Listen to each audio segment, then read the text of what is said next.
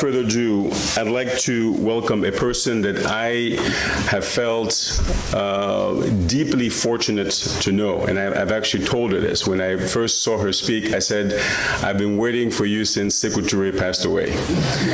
And she has not only stepped into those giants of Kwame Nkrumah, Sékou Touré, and others of the independence movement, she has actually filled them so much so that we have to bring new shoes for the kind of presence that she has. I'd like to welcome Her Excellency Ambassador Chihombori Quao. As a Francophone, I have to be very careful how to pronounce that. Ambassador.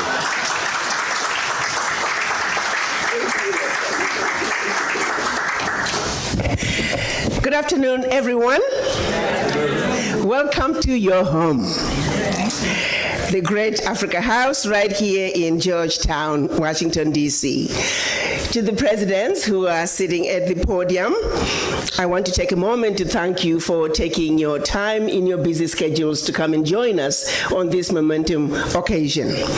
To my sisters, Chairman of President of NAFIO, thank you again. This was last minute, but you had the call and you answered and you jumped up and you are here today. To my sister, Ms. Jensen, to my brother, Kojo Yanka, some of you, I have to give a shout out. He's writing a book titled From Jamestown to Jamestown. I can't wait, it's gonna be a thriller. To all my other diaspora sisters, members of PADIA, members of PADWA, we truly are grateful for you taking the time to come here today. Roland Martin back there, this is my first time to see you in person. A lot of people don't look the same on television as they are in person. I have to say, you look exactly like what I had expected you to look like. Thank you for taking the time to come here. Distinguished guests, ladies and gentlemen, it is indeed an honor to stand in front of you this afternoon to celebrate this momentous occasion. And of course, I always forget my husband, Sab Quao. He's sitting somewhere back there. Sab, raise your hand. Everybody's looking. A friend of mine reminded me, because I always call him, he's an old shoe that is very comfortable to wear. And so a friend of mine called this morning and said, so how is the old comfortable shoe? And I said, still very comfortable.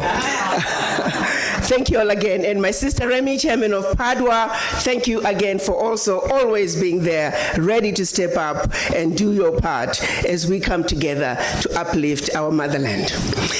I took office 2.5 years ago as a dumb, ignorant family physician coming from Murfreesboro, Tennessee. I had no idea what I was going to be doing in Washington. As a matter of fact, I actually felt kind of funny and silly, thinking me, a medical doctor, can be a diplomat.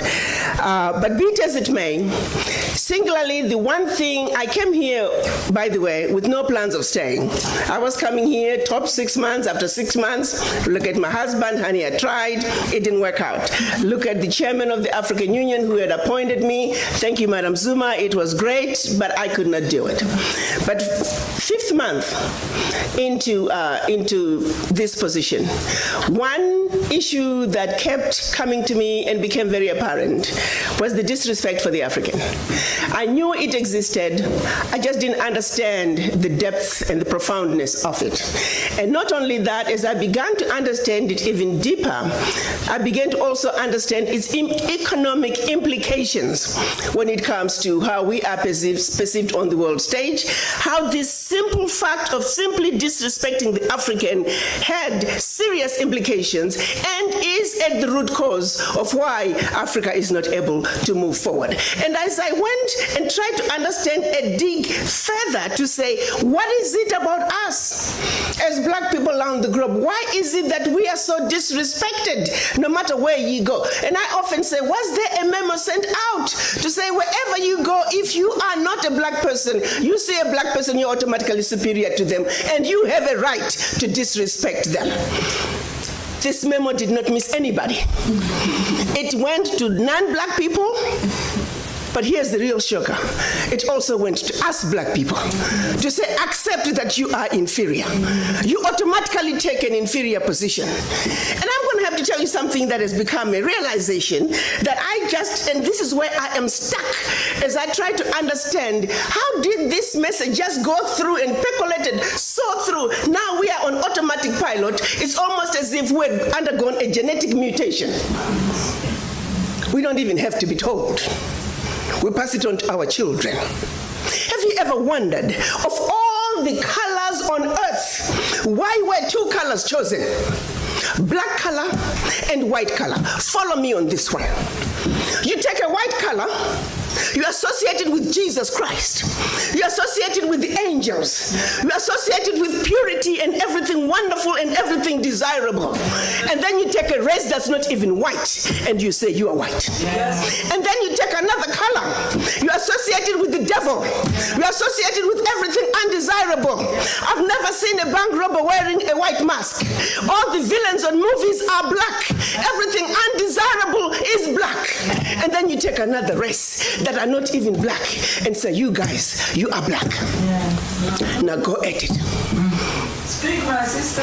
As we black mothers are trying to raise our children in our own homes, as much as we try to tell them that you're black and you're beautiful, guess what? The minute they step outside the door, the messages are completely different. A barrage of subliminal messages telling our children that that which you represent is horrible. How do we fight against that? How do I tell my granddaughter that you're black and beautiful, but the world tells her otherwise? The voices echoing her blackness as a symbol of everything undesirable are much, much louder than even we black mothers, we come together, we can never drown those subliminal messages. They were all by design. Let me take you to the beginning. Certainly for Africa, your continent. Because as we gather here today, as we try to strategize, as we try to create those linkages between those Africans away from the continent and the Africans on the continent, we must understand, how did we get here? And for Africa, it starts with that monumental decision when the colonizers, came together in Berlin in 1884. And let me say, prior to 1884, they were coming to Africa in a haphazard way. They had started with slavery.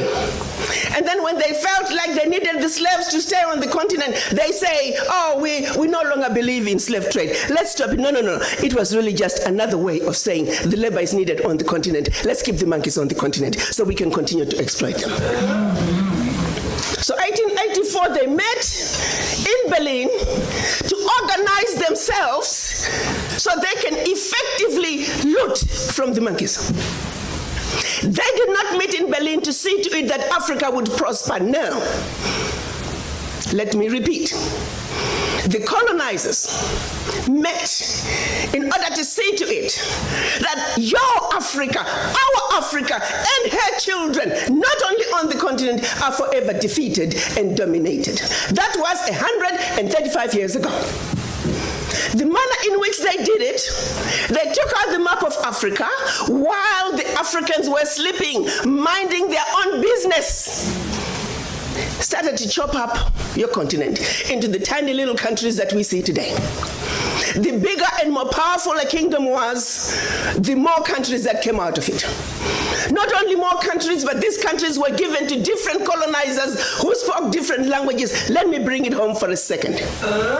Pretend you're driving from Zambia, you're speaking English. Pretty soon you're in Angola, you're speaking Portuguese. Then DRC, French. Equatorial Guinea, Spanish. Southern Cameroon, French. Southern Cameroon, English. Northern Cameroon, French. You are now in Nigeria, English. Hello. These were the same people. Prior to 1884, we were powerful, amazing kingdoms with well-established established educational and religious systems. If the truth be told, we had the civilization. We were the civilized. They were the devils, the uncivilized ones. They set out to take everything that symbolized civilization in Africa. To this day, they're still refusing to give up those relics. If those relics were not that good, why are you keeping them? We were way ahead of them in our civilization. They set out to destroy us. And Berlin Conference put the nail on that coffin. So they gave Djibouti the same sovereignty as the United States. They gave Burundi the same sovereignty as China. They gave Togo. You see, the EU realizes individual little countries, they can't survive on the world stage. So they came together as the European Union. Now picture this now. So they cut up this Africa into the tiny little countries, small economies that could never survive on their own, but gave them the same sovereignty as the big boys. So that way, when the little bitty countries go to the world stage for the purposes of development and discussing trade, they're wannabe boxers who are being thrown into the heavyweight boxing ring every day. How do you put China in the same boxing ring with Eswatini? Eswatini has 1.2 million people. China has 1.4 billion people. And you put them on the same stage and say, go at it, negotiate. Are you with me? Yes. This is insanity of the highest order. How have we allowed this carnage to go on?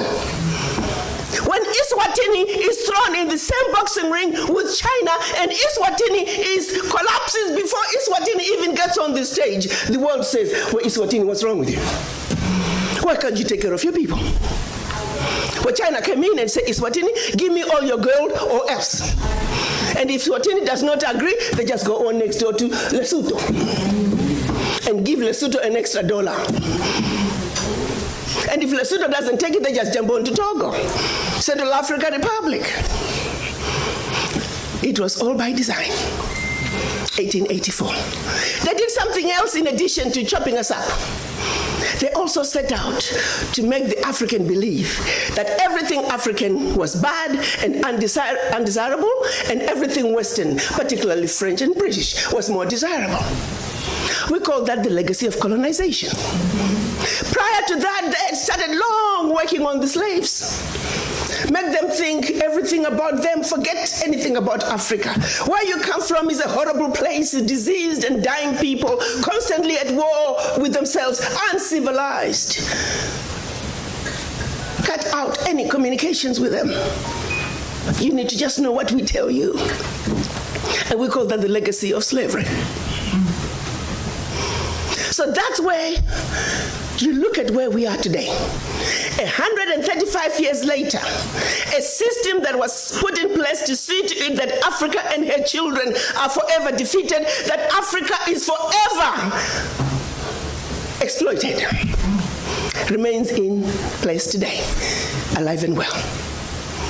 And we sit here and we ask ourselves, why isn't Africa moving forward? Why does Africa continue to be taken advantage of? Well, I'll tell you why, very simply. Until Africa comes together as a continent speaking with one voice, one continent, one people, nothing, and I repeat, nothing is gonna change. As individual little African countries, we are wannabe boxers. We will never make it fighting against the heavyweights. We must speak with one voice. Yes. And this is exactly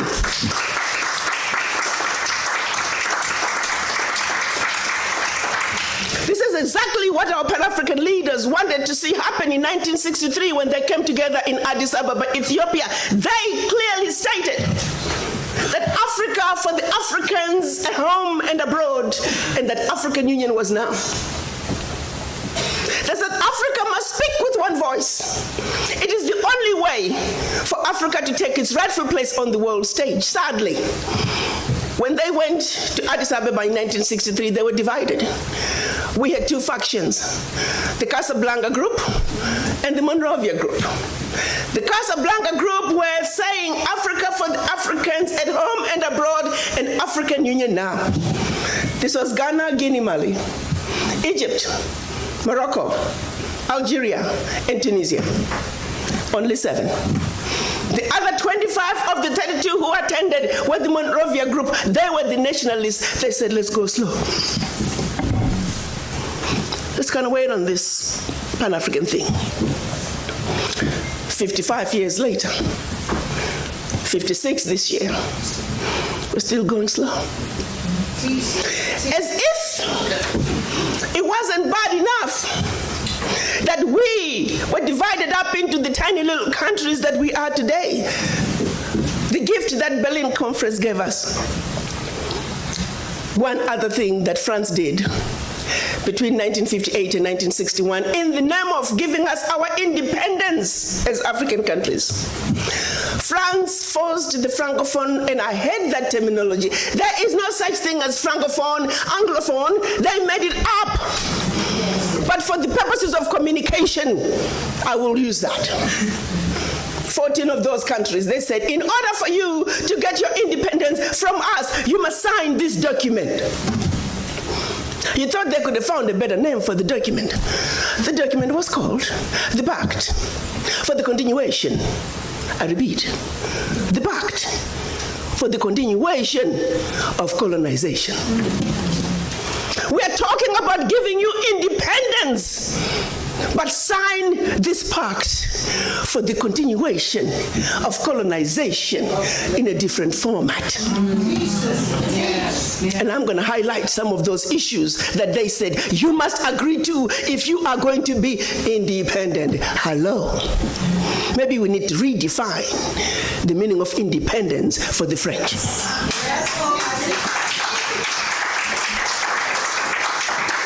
First, France said, you see, you monkeys, you don't know how to manage your money. We're going to demand that you deposit 85% of your bank reserves with the French Minister of Finance. Under the French Central Bank, under the control of the French Minister of Finance. France is then going to take your 85% bank deposits from each and every one of you. Deposit those funds in the French stock market under the French name. And you may or may not know the returns. Today, as we speak, the latest figures are saying for every 14 billion that France invests in the stock market from Africa, they are realizing upwards of 300 billion in return. Every year in, year out, because of these deposits from the African countries, France is taking out of Africa over $500 billion. Now figure it out. For every 14 billion, the returns on the investment are over 300 billion, and they are taking over 500 billion. So in actuality, France is taking out of Africa trillions of dollars year in and year out. From us poor people, Africans. Back to the pact. So should you want to access some of your money that you have deposited with France, you have to submit your country's financial returns. And if approved, you get to get it as a loan. You can only access up to 20% of your money year in, year out as a loan at commercial interest rates. Your own money. As if that was not enough. They said all your minerals discovered, yet to be discovered, all your oil discovered, yet to be discovered. France and French companies have the first right of refusal. If there's anything left over that the French companies do not want, your people might have. To this day. They said, you will only use the currency that we created for you because you're special Africans. We call it the CFA. There was the Central African CFA and the Western African CFA, same animal. And that France is the only one that can print it for you. 1958. Fast forward. They're still printing it for us. And if you start misbehaving, they just stop printing your money. And your country's in trouble. They also said your language of instruction shall be French, whether you like it or not. That France will have military presence in your country, that your military can only be trained by France, that you can only buy military equipment from France, that you cannot have any military alliance with your neighbor, and that in the event of war, your allegiance is only to France. And furthermore, because they have military presence in your country, they can invade you without notice should they feel that the interests of France in your country are being violated. Teach, sister, teach. Speak on, sister. Fast forward, 2019, nothing has changed. The same people who have the audacity to tell us that we are poor countries, they are taking trillions out of Africa every year. And what is the African doing? Like an obedient, programmed black man, we just give in. We know the facts, but we just do nothing about it. Now, you have to say some of the fears are real, because in France that has sold you inferior equipment to theirs, France that has trained your military to be inferior to their military, they are now in your country. They can invade you. They have the permission to do so. They can destabilize you. And then one might say, why is it that African leaders haven't done anything about this deplorable situation? Well, let me tell you, my brother and sister, they have tried. Documented to this day, 22 coups where leaders were assassinated. France had something to do with it. The first 7, when they decided they were pulling out of the CFA and that they're going to print their own money, they were assassinated. Every time an African leader has tried to do what's best for their country, they were assassinated. Majority of them aided by France. It's a known fact. And then others, they were just mercenaries who felt that when there was a natural resource discovered in one country, they wanted to create a coup. So while the country is thrown into a civil war, they're siphoning the natural resource. We know of one particular story that had we not known about it, it would have been, oh, there we go again, the Africans. In about 25 years ago, a group of young, rich white kids were having fun in Cape Town. They found out that there was oil in Equatorial Guinea that had just been discovered, and they wanted it. So they set out a plan to have a coup in Equatorial Guinea. So while the Guineans are busy fighting a civil war, they will be siphoning the oil. But they made one mistake. There were 2 planes. One was to leave South Africa, stop in Zimbabwe, pick up more ammunition on their way to hunt in Equatorial Guinea. Another plane was taking off in the Caribbean that had this puppet diaspora who was supposed to be the next president. Mugabe wondered why such young people needed such powerful ammunition to go hunt in Equatorial Guinea. In doing his research further, he found out that this was a coup in the making. He allowed them to land in Zimbabwe. They loaded their plane, and just before takeoff, they were all arrested. The ringleader of that group was none other than the son of the former Prime Minister of the United Kingdom, Margaret Thatcher. She had to fly to Zimbabwe and paid handsomely to get her son out. The last one of those prisoners left Zimbabwe about 6-7 years ago. Had these young people succeeded, it would have been another coup. There you go, the Africans again. Such, my brothers and sisters, is the story of your Africa. They don't do coups anymore. They simply create instability. So when you hear of an instability in an African country, ask yourself, what is really going on? Because what they are telling you is really going on is just a shiny object.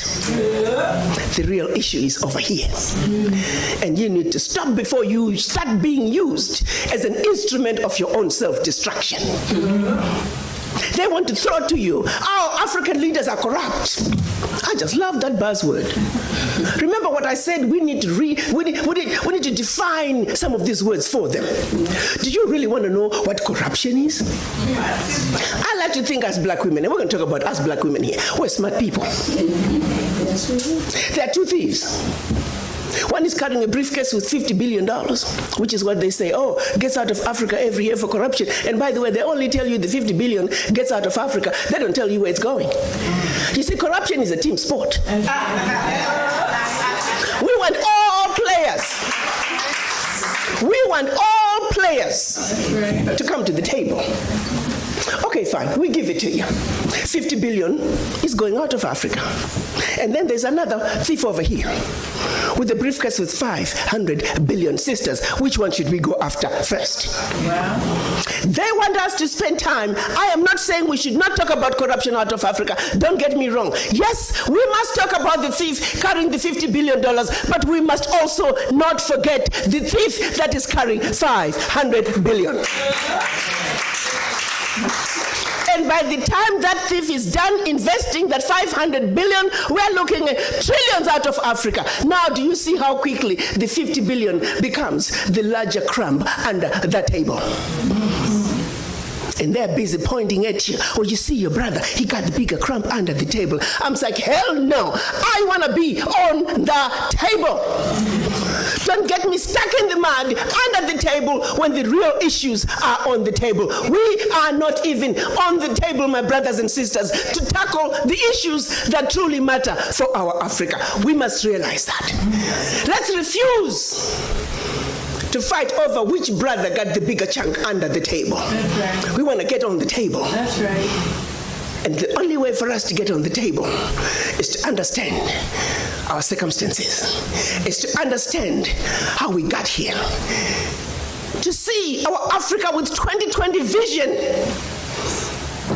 So we, the beautiful, intelligent, sophisticated, highly adaptable, and totally indestructible Africans can do what we need to do to move our Africa from the doldrums where we were left by the Berlin Conference, from the losing lane that we were left in by the Berlin Conference, into the right lane, where we can truly look at our issues and address them as Africans for Africa.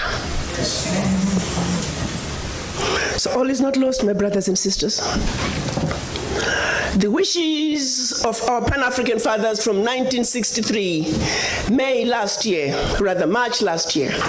the African leaders got together and signed a decision that is now putting us on the path to finish the unfinished business of the Berlin Conference. They signed what we are now calling the African Continental Free Trade Area, where Africa is now going to negotiate as a bloc, as one continent, one Africa, one heart, one soul, one mind. Yes, sir.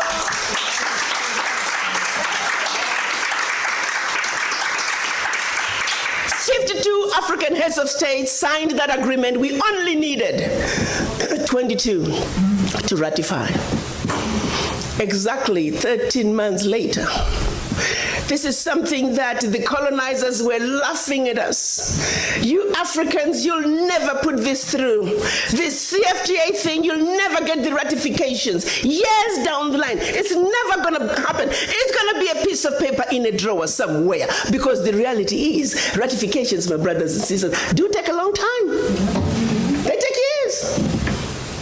But guess what? 13 months. April this year, the 22nd ratification was deposited to the African Union. And 13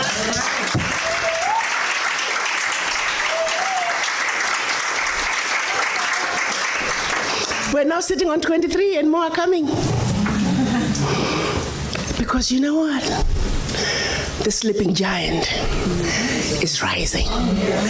The sleeping giant has found her teeth, and you recognize, let me underscore, the sleeping giant has found her teeth. Her teeth. Yes. Game is over.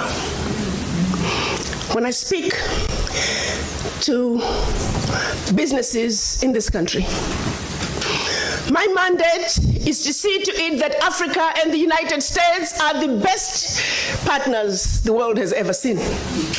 America, the United States, and the Americas is the only region that has a heritage connection to Africa. And it is for that reason, in particular, that I'm on a mission to see to it that the marriage between Africa and the United States is the best marriage the world has ever seen. It is a marriage that's going to give birth not only to many children, but many beautiful children. I'm a woman on a mission. Yes. Yes. And that's why. That is why it is important that we begin to understand each other. That the misconceptions, the misunderstandings, the Africans don't understand the Americans, and the Americans don't understand the Africans. Our Caucasian brothers and sisters come to the negotiating table on a high horse. To them I say, get off your high horse. Yes. And we come to the negotiating table feeling automatically inferior. I also say to all of us, you are just as good as anybody else. Get off that underground. You need to rise up somewhere in the middle. We must rise up, they must come down. And somewhere in the middle is where we are going to have the truly desired, meaningful conversations that are going to take us where we need to be. And this is why we are here today. Thank you.